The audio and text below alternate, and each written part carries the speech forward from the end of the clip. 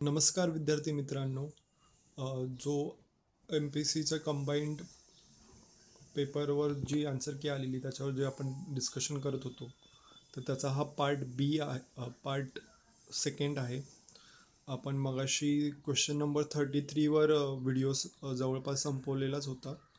तर आपलं डिस्कशन चाललेलं की कोणा कोणाच्या मते फुलेंनी सांगितलंय की वेद हे अपौरुषीय नाहीत. तर ते तर आपण बघितलेलंच आहे, पण लोकमान्य टिळकांचं आर्यांबद्दल काय मत होतं तर ते पण आपण जाणून घेऊया. तर लोकमान्य टिळक म्हणत होते की जे आर्यन लोक आहेत हे मूळचे भारतीय नसून ते उत्तर ध्रुवावरनं भारतामध्ये आलेले आहेत. तर त्याच्यावर त्यांनी एक बुक देखील लिहिलेलं. तर तुम्ही ते कमेंट सेक्शनमध्ये मेन्शन करा की त्यांनी कुठलं बुक लिहिलेलं आर्यन लोकांच्या ओरिजिन संबंधी. ओके. तर 33व्या प्रश्नाचं उत्तर आहे महात्मा फुले. आता चौरी चौरा घटनेनंतर कोणती चळवळ संपुष्टात आली असा क्वेश्चन आहे. तर असहकार चळवळ संपुष्टात आली होती. खालील काही व्यक्ती विचारल्यात की सहकार चळवळीशी कोणत्या व्यक्ती संबंधित होत्या. तर याचा पर्याय क्रमांक 4 म्हणजे ABCD हे सर्व बरोबर आहेत. Question number 36. तर हा महर्षी धोंडो केशव कर्वेंसंबंधीचा हा प्रश्न आहे की विधवा महिलांसाठी पुण्यात पुढीलपैकी कोणती संस्था काढली होती. तर मी यासंबंधी विविध स्त्रोत चा अभ्यास केला. तर मला तुम्हाला आता भरपूर जणांना माहिती नसेल की विधवाश्रम, शारदा सदन नाही पण निष्काम कर्म मठ आणि महिलाश्रम ह्या 1, 3 आणि 4 ह्या तिन्ही संस्था महर्षी धोंडो केशव कर्वेंनी यांनीच काढलेल्या होत्या. तर आता आपण बघूया की काय आहे त्याचं म्हणजे हिस्ट्री काय आहे. तर मी तुम्हाला सांगतो की निष्काम कर्म मठ, विधवाश्रम आणि महिला विद्यालय या तिन्ही वेगवेगळ्या संस्था महिलांच्या उद्धाराचे कार्य करीत होते. ओके. तर कुठल्या कुठल्या निष्काम कर्म मठ, विधवाश्रम आणि महिला विद्यालय. तर महर्षी कर्वेंना असं वाटलं की या तिन्ही संस्था महिलांच्या संबंधित काम करत आहेत. तर 1915च्या सुरुवातीला या तिन्ही संस्थांचं त्यांना वाटलं की एकत्रीकरण का करू नये, म्हणजे की पर्याय 1 आणि 3 मधली तर होतीच, प्लस त्यांनी महिला विद्यालय सुरू केलं. तरी महिला विद्यालय, निष्काम कर्ममठ आणि विधवाश्रम या तिन्ही संस्थांचं एकत्रित करून त्यांनी महिलाश्रम नावाची संस्था 1915ला सुरू केली. ओके. तर मी तुम्हाला जरा ड्रॉ करून दाखवतो की कसं कसं झालं ते. की विधवाश्रम ह्या संस्थेचं कॉम्बिनेशन तर झालंच झालं, पण प्लस अजून एक आहे महिला विद्यालय. ओके. तर ह्या संस्थांचं म्हणजे ही संस्था आणि या संस्थेचं एकत्रित करून त्यांनी काय बनवलं तर महिलाश्रम बनवलं. कारण की त्यांना असं वाटत होतं की या तिन्ही संस्था महिलांच्या उद्धाराचंच काम करत आहेत. तर 3 वेगवेगळ्या संस्थांची काय आखणी करायची गरज आहे, त्याच्याऐवजी एकच बनवावी. तर आता निष्काम कर्म मठ ही संस्था काय कार्य करत होती. तर महर्षी कर्वेंना वाटत होतं की त्यांनी त्यांचं पूर्ण आयुष्यच सामाजिक कार्यासाठी वाहून टाकलेलं. तर त्यांना आपण गेल्यानंतर किंवा आपल्या मदतीला आपल्यासारखेच समाजसेवक निर्माण करायचे होते. त्यासाठी त्यांनी निष्काम कर्ममठ स्थापन केलेलं. महिला विद्यालयाचं काय कार्य होतं तर की मुलींना उच्च शिक्षण देऊन त्यांच्या विवाहाची वयोमर्यादा वाढवणे हे महिला विद्यालयाचे उद्दिष्ट होते. आणि विधवाश्रम माझ्या मते की आता तुम्हाला तर कळालंच असेल की विधवाश्रम ही संस्था विधवा महिलांसाठी पुण्यात पुढील कार्य करत असणार आहे. कारण की निष्काम कर्म मठ नाही आहे. महिलाश्रम तर जी संस्था होती त्याचं उद्दिष्ट महिलांच्या उद्धाराचे कार्य करणं होतं, म्हणजे की सगळेच विषय त्यात होते. मग त्यात विधवा होत्या, ज्यांना शिक्षण द्यायचं होतं अशा लहान मुली होत्या. अ, तर अनेक म्हणजे वुमन एम्पॉवरमेंटची जी काही कामं होती ती महिला आश्रमाचं उद्दिष्ट होतं. निष्काम कर्म मठचं मेन उद्दिष्ट होतं की समाजसेवक निर्माण करणं. महिला विद्यालयाचं उद्दिष्ट होतं की मुलींना उच्च शिक्षण देणं. आणि मग आता ऑब्विसली विधवाश्रम होतं, जी कर्वेने स्थापन केलेली संस्था होती, तिचंच विधवा महिलांसाठी स्थापन केलेली संस्था असणार आहे. हे मी कुठून माझं सांगत नाही आहे, मी हे पुस्तक वाचलेलं आहे महर्षी धोंड केशव कर्वेचं. तर त्याच्यातच मला हे संदर्भ सापडलेले आहेत आणि त्याच्यावरूनच मी तुम्हाला सांगत आहे.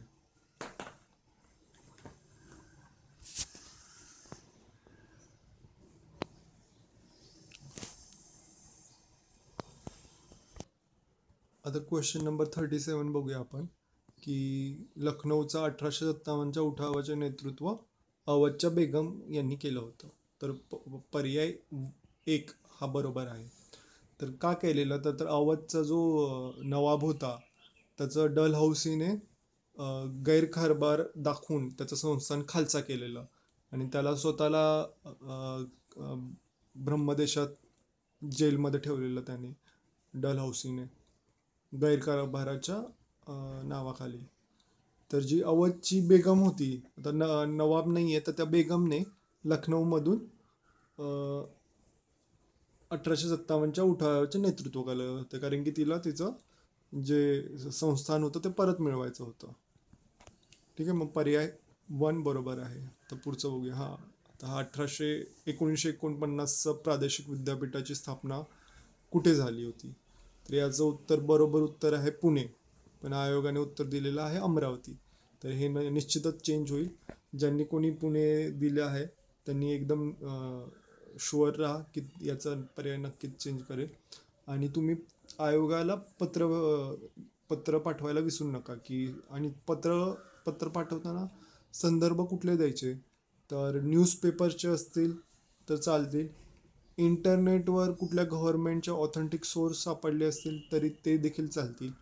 किंवा जी प्रकाशनं आहेत गव्हर्नमेंटची, जसं नॅशनल बुक ट्रस्ट आहे, महाराष्ट्र राज्य साहित्य आणि संस्कृती मंडळ आहे, आपली स्टेट बोर्डची पुस्तकं आहेत, NCERT आहेत, याच्यातले संदर्भ तुम्ही लिहून पाठवले तर आयोग निश्चितच त्याची दखल घेतं आणि ते पर्याय बदलतं.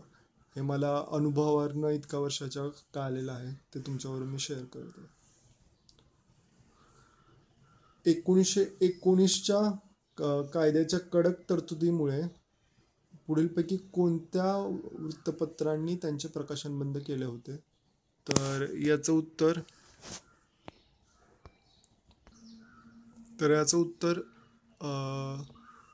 पर्याय क्रमांक ACD, म्हणजे सेकंड जो हा पर्याय आहे तो बरोबर आहे. तर क्वेश्चन नंबर 40, याचं जे उत्तर बरोबर आहे ते गव्हर्नमेंट ऑफ इंडिया ऍक्ट, पर्याय क्रमांक 3 हा बरोबर आहे. तर हा रायरेश्वर शिखरांची उंची किती आहे? तर आयोगाने 1373 दिलेलं आहे. मला या संबंधी काही अधिक माहिती सापडलेली नाही आहे. जर तुम्हाला काही सापडली असेल तर नक्की शेअर करा. काही जण म्हणतायत की 1473 आहे. जर तुम्हाला कुठल्या लिंकवरती सापडली असेल तर तुम्ही मला शेअर करा. तर मग तसं आपण त्याच्यावर डिस्कस करूया. क्वेश्चन नंबर 42, तर याचं उत्तर आहे 2 तास. सौराष्ट्र आणि अरुणाचल प्रदेश यातील स्थानिक वेळांमध्ये 2 तासाचा फरक आहे. महाराष्ट्र राज्याचे भौगोलिक क्षेत्रफळ, पर्याय क्रमांक 1 हा बरोबर आहे. दक्षिण बिहारमधील दालमिया नगर, म्हणजे पर्याय क्रमांक 2, हे सिमेंट आणि कागद व पुठ्ठे, प्लायवूड इत्यादी उद्योगाचे प्रमुख केंद्र म्हणून उदयास आले आहे. चिल्का सरोवर महानदी आणि गोदावरी नद्यांच्या त्रिभुज प्रदेशाच्या दरम्यान आहे. क्वेश्चन नंबर 46, तर काही जण म्हणतायत की पर्याय क्रमांक 1 बरोबर नसून 2 आहे. आता ही जी फणसवडी आहे आणि कालाते, ही जी जलाशयाची नावं दिली आहेत ती मी इंटरनेटवर शोधायचा प्रयत्न केला. पण मला काही ती नावं नक्की म्हणजे काही ऑथेंटिक सोर्समधून काही त्यांची स्थानं कुठे आहेत, नक्की ते रत्नागिरीत आहेत की रायगडमध्ये आहेत, हे काय मला सापडलं नाही. पण आपल्यातले काही जे व्हिडिओ ऐकणारे विद्यार्थी असतील तर ते रत्नागिरी किंवा रायगडमधले असतील आणि त्यांच्याकडे काही इन्फॉर्मेशन असेल, काही ऑथेंटिक इन्फॉर्मेशन असेल, तर तुम्ही आमच्याबरोबर प्लीज शेअर करा, म्हणजे आम्हाला कळेल. तरी पण मला पण असंच वाटतं की पर्याय क्रमांक 1 हाच बरोबर असला पाहिजे. Question number 47. तर याचं भिरा आणि भिवपुरी म्हणजे पर्याय क्रमांक 4 हे रायगड जिल्ह्यात आहेत.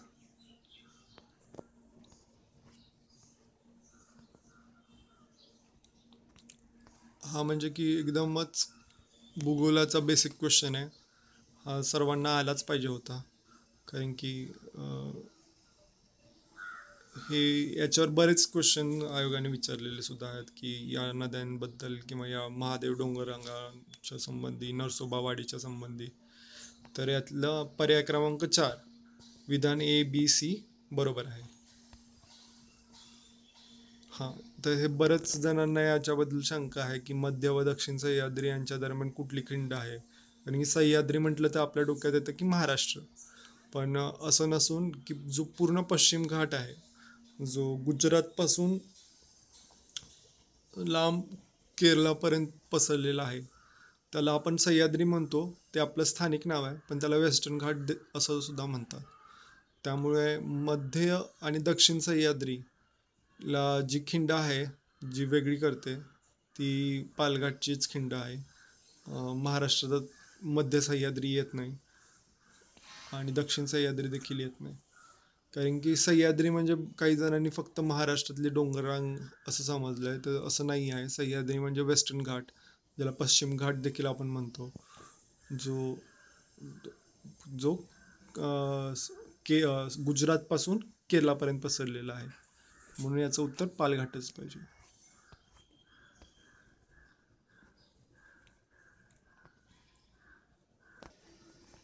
हा जगाच्या भूगोलावरचा प्रश्न होता.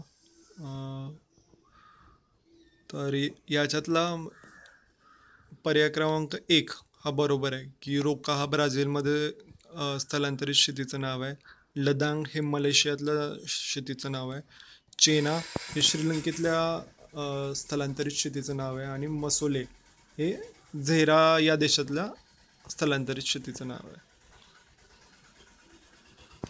पहिला आधुनिक सूतगिरणीची स्थापना मुंबई येथे 1854 CN दावर यांनी केली होती. काही जण म्हणत होते की CN लाड आहे, पण नाही, CN दावर हे उत्तर अगदी बरोबर आहे. मला यासंबंधी मी गुगलवर सुद्धा सर्च केलेला, तर मला अनेक संदर्भ सापडले, एक नाही तर अनेक संदर्भ सापडले की ज्यात म्हटलेलं की आधुनिक सूतगिरणीचा जो पहिली स्थापना मुंबईमध्ये झालेली ती CN दावर यांनी केली होती. तर हा क्वेश्चन आहे की दख्खनच्या पठाराच्या उत्तर म्हणजे कुठे येतं, की साधारण नंदुरबार, नाशिक हे जे जिल्हे आहेत, जळगाव, तर त्या दख्खनच्या पठाराच्या उत्तर भागात भिल्ल हे जमातीचे लोक राहतात. तर पूर्व सीमावर्ती डोंगराळ भाग म्हणजे कुठला, की गोंदिया, गडचिरोली, भंडारा, चंद्रपूर हा पूर्व सीमावर्ती आपला डोंगराळ भाग आहे. तर तिथे गोंड जमातीचे लोक राहतात. तर यामुळे पर्याय क्रमांक 4 भिल्ल व गोंड हे उत्तर बरोबर आहे आयोगाचं. पूर्व हिमालय प्रदेशात ज्वारी आणि बाजरीसारखी पिके अभावानेच आढळतात, कारण हा विभाग म्हणजे पर्याय क्रमांक 2 बरोबर आहे. हा विभाग जास्त उठाव आणि अधिक पर्जन्यमान असलेला प्रदेश आहे. तुम्हाला माहितीच असेल की ज्वारी आणि बाजरी कुठल्या प्रदेशात येते, तर जिथे पाऊस कमी पडतो, म्हणजे की खूपच कमी पण नाही आणि खूप कमी नाही, पण बऱ्यापैकी पडतो. म्हणजे की तुम्ही बघितलं, आपण सोलापूर सारखा जिल्हा जिथे पाऊस फार कमी येतो, तर ते ज्वारी बाजरीसाठी एकदम सर्वात पुढे असलेला जिल्हा आहे.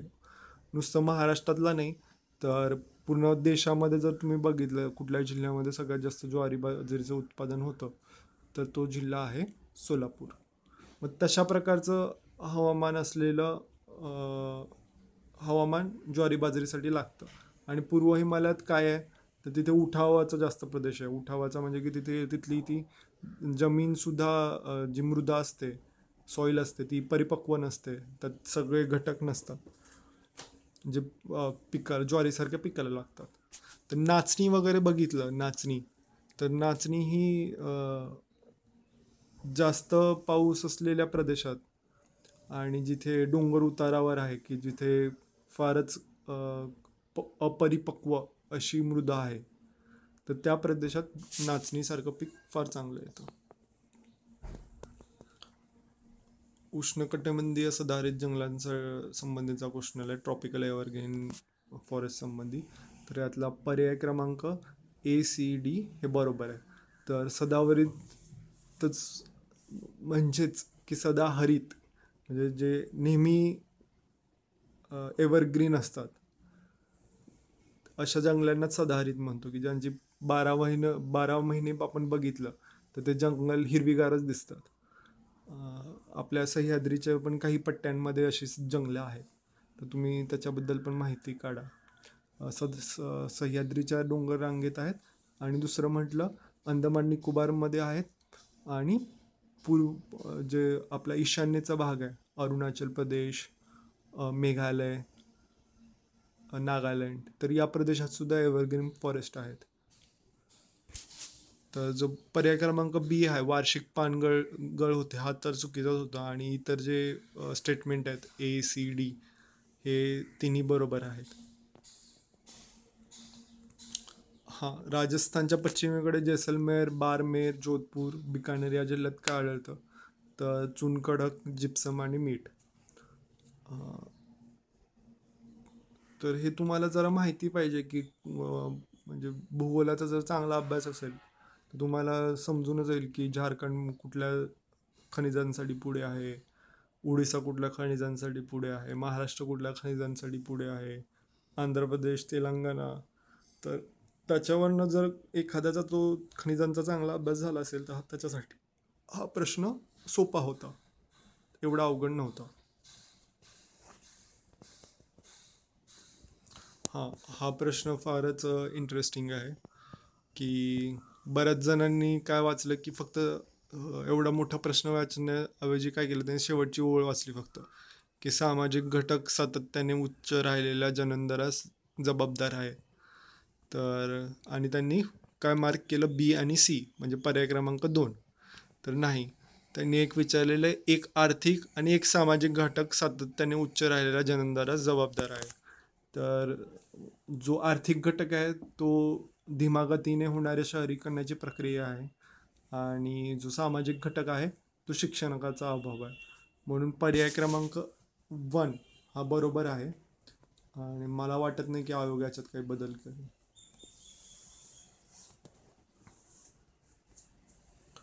इथे फिस्कल पॉलिसीचे धोरण नाही असं विचारलंय. तर फिस्कल पॉलिसी म्हणजे काय, पहिल्यांदा आपण बघू. जे सेंट्रल गव्हर्नमेंट असतं, म्हणजे आत्ताचं केंद्र, भाजपाचं जे सरकार आहे, ते जे साधनं वापरतं इन्फ्लेशन कमी करण्यासाठी किंवा रोजगार वाढवण्यासाठी, रोजगारांची नवीन निर्मिती करण्यासाठी, गुंतवणूक वाढवण्यासाठी, तर ती जी धोरणं वाटतात, म्हणजे की थोडक्यात म्हणजे ते की बजेटमधून जी धोरणं वापरली जातात. बजेटमधून काय वापरलं जातं, तर कर आकारणी, सार्वजनिक खर्च, सार्वजनिक कर्ज. तर ही सगळी जी पर्याय क्रमांक 1, 2, 4 जे आहेत ते फिस्कल पॉलिसीचे आहेत, म्हणजे केंद्र सरकार ते वापरतं धोरण. आणि त्याच्या विरुद्ध असतं मॉनिटरी पॉलिसी, किंवा त्याला आपण मौखिक धोरण म्हणतो. तर ते धोरण त्याची अंमलबजावणी कोण करतं, तर त्याची आखणी RBI करते. तर ओपन मार्केट ऑपरेशन आहे ते RBI असतं, ते काही केंद्र सरकारकडे नसतं. ओपन मार्केट ऑपरेशनमधून काय होतं, की केंद्र सरकारचे जे बॉन्ड्स असतात, रोखी असतात, त्याची खरेदी विक्री होते. आणि ते खरेदी विक्री केंद्र सरकारच्या म्हणजे त्यांच्या त्यांच्या बॉन्ड्सची खरेदी विक्री कोण मॅनेज करतं, तर RBI करतं. आणि ते मॉनेटरी पॉलिसीचं एक धोरण असतं की मार्केटमधून जर जास्तच पैशांचा प्रभाव पैसे मनी सप्लाय खूपच वाढला असेल, तर तो कमी करण्यासाठी RBI ते ओपन मार्केट ऑपरेशन वापरतं. किंवा फारच कमी झाला असेल तर ते बॉन्ड्स विकायला काढतं. तर असं, तर म्हणून पर्याय क्रमांक 3 हा बरोबर आहे. आता हां, की हे 5% आणि GST न्यूजमध्ये होतं, पण त्याने GST बद्दल हा वेगळाच क्वेश्चन विचारला आहे. हा GST आणि फायनान्स कमिशन यांना कनेक्ट करून हा प्रश्न विचारलेला आहे.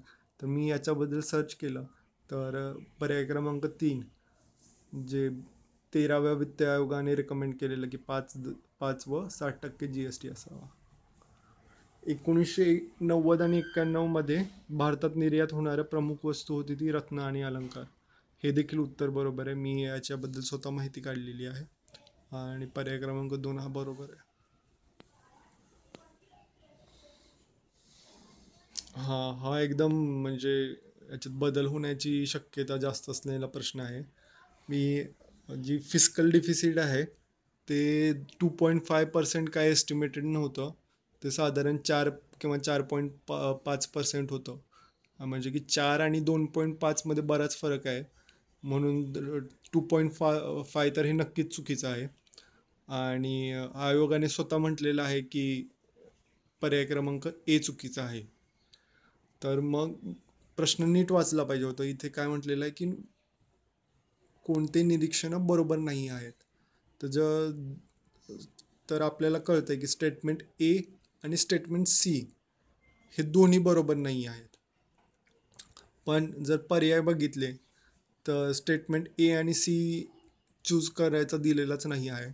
म्हणून तुम्ही सुद्धा आयोगाकडे जे संदर्भ स्पष्टीकरण करून पाठवाल ज्या उत्तरांबद्दल तुम्हाला शंका आहे, तर तुम्ही हा प्रश्न नक्की पाठवा. कारण की स्टेटमेंट जे सी आहे ते सुद्धा चुकीचं आहे. तुम्ही जर गुगल केलं तरी तुम्हाला सापडेल.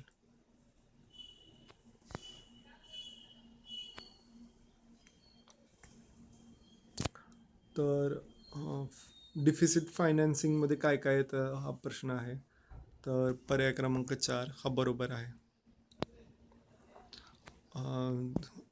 इकॉनॉमिकचे जे क्वेश्चन होते ते बरेच चकवे होते. तसा हा त्या चकवा क्वेश्चनमधला प्रश्न आहे की बजेट 2013-14 मधले काय झालेलं. तर याचा पर्याय क्रमांक 3 हा बरोबर आहे. तेव्हा अस्तित्वात असलेले करपात्र उत्पन्न मर्यादा बदलली नाही, तसेच वैयक्तिक आयकर दर सुद्धा बदललेले नव्हते. त्याच्यामुळे पर्याय क्रमांक 3 हा बरोबर आहे.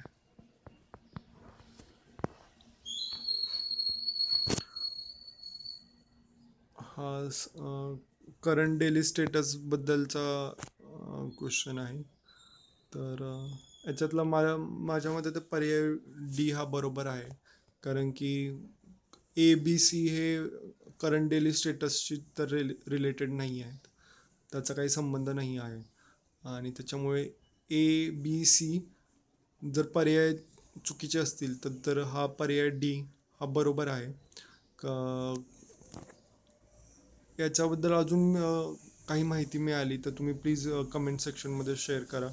कारण की मला CDS मधलं चौथं जे स्टेटमेंट आहे ते नक्कीच बरोबर आहे का नाही याच्याबद्दल मला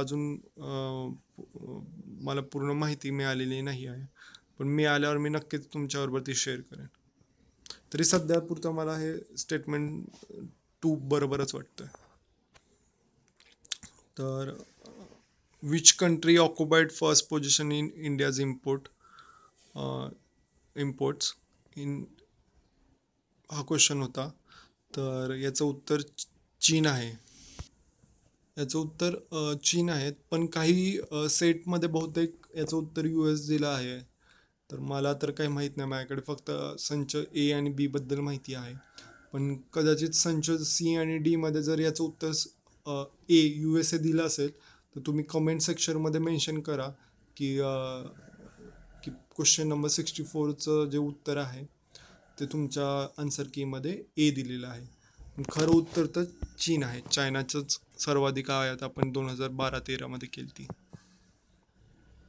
तर हे 9-5 इयर प्लॅनचा तर हा म्हणजे की खूपच गोंधळात टाकणारा प्रश्न आहे की आता तर कुठून सर्च करावं काही कळतच नाही, कुठून माहिती काढावी. आता 65चा ए त्यांनी उत्तर बरोबर दिलेलं आहे.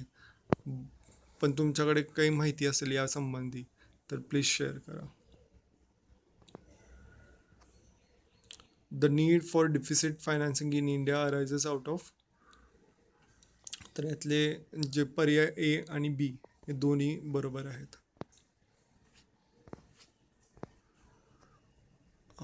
67चा पर्याय क्रमांक 4 हे उत्तर बरोबर आहे.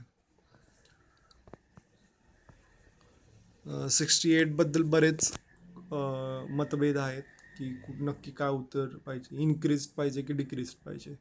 तर मी स्वतः याच्याबद्दल माहिती काढलेली आहे की इनडायरेक्ट टॅक्सेस टोटल कलेक्शन बघितलं की म्हणजे पूर्वी जर 100 होत असतील तर आता 300 होत आहेत, म्हणजे 3 पटीने वाढलेलं आहे.